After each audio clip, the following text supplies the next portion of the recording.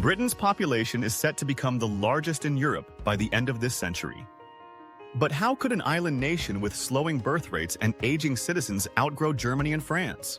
Let's journey through time, past, present, and future, to uncover the surprising story behind this demographic transformation. And the bigger question, is the UK ready to manage that population surge? Picture London in 1950. Ration books still in use, bomb sites dotting the skyline, and a population of roughly 50 million.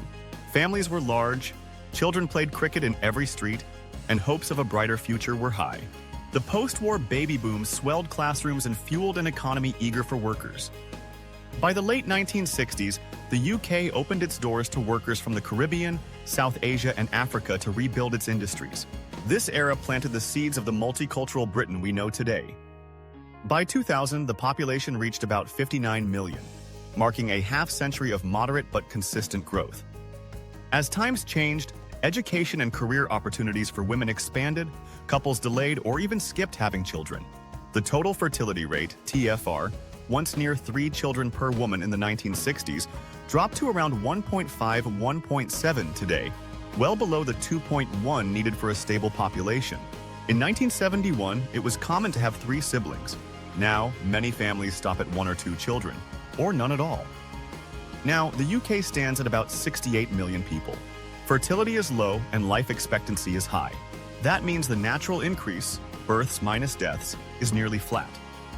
Migration has become the UK's primary growth engine.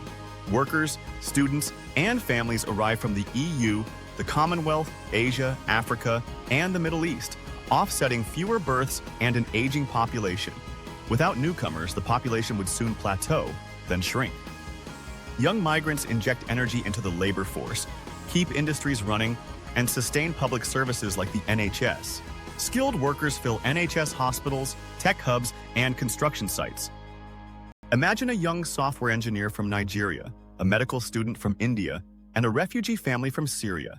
Their stories add vibrancy to communities and sustain industries needing fresh talent. Population projections range from 78 to over 85 million by 2100, but it's tricky.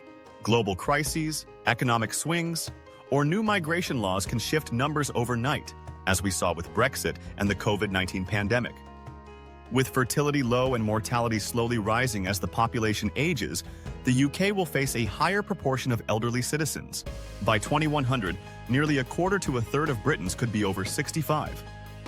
Fewer births plus more deaths equals an older population and a rising dependency ratio, meaning fewer workers to support retirees.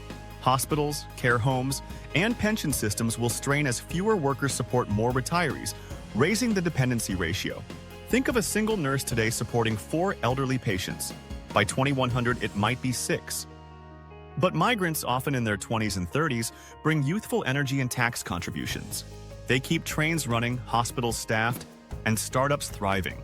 A young Pakistani entrepreneur or a Polish plumber may be the reason your neighborhood stays vibrant. This influx means Britain's cultural fabric will transform further. Experts predict a minority-majority society where no single ethnic group is over 50%. The Muslim population is expected to expand notably, driven by both migration and slightly higher fertility rates compared to the national average. But not every corner of the UK will look the same.